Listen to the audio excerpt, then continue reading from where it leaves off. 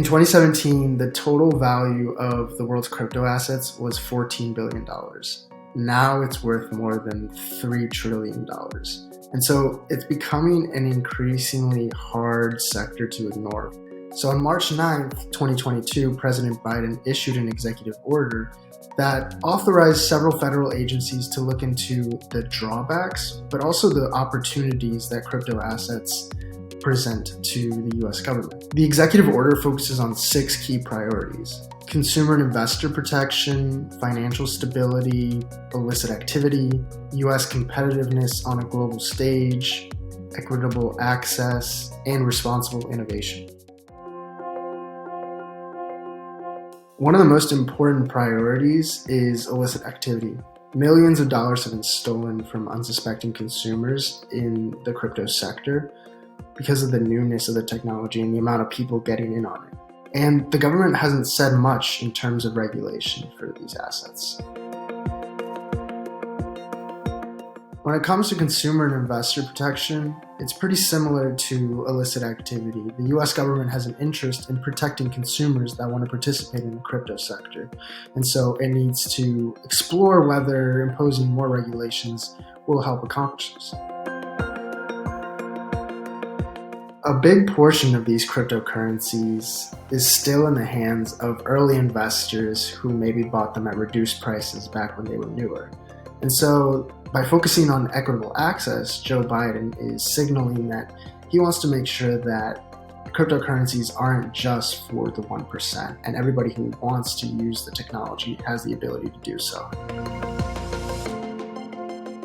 When it comes to the US being competitive on a global stage, the country has really filled a gap after China banned cryptocurrencies from being used or mined in the country. But overreaching regulation poses a threat to this because it could stifle innovation. And so what Biden and other regulatory agencies need to do is sort of strike a balance between regulating and allowing this technology to grow. By focusing on financial stability, Joe Biden and his administration are making sure that cryptocurrencies don't turn into another 2008 housing bubble situation and affect the broader economic ecosystem in the US. As cryptocurrencies and associated technology continue to grow, more people are going to continue to use them. And the US has a responsibility and a vested interest in making sure that they grow responsibly.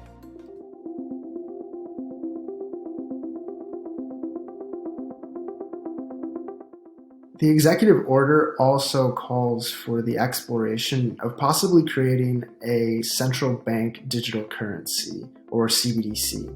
CBDCs aren't exactly cryptocurrencies. Cryptocurrencies pride themselves on being decentralized, and CBDC would be controlled by the US government in this case, and that's very centralized and kind of the opposite of what a cryptocurrency stands for.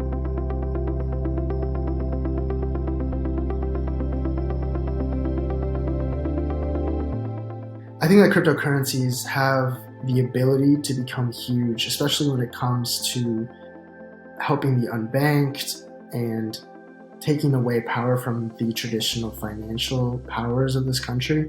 Right now, the technology is still in its early stages, but if it continues to develop, it could be a threat to the traditional establishment and financial system. But although Biden made this executive order, it's not like regulation is going to be done tomorrow. It's going to be a long process of exploration with several federal agencies. At the same time, Biden making this executive order is sort of a signal to people in the crypto industry that crypto's kind of here to stay.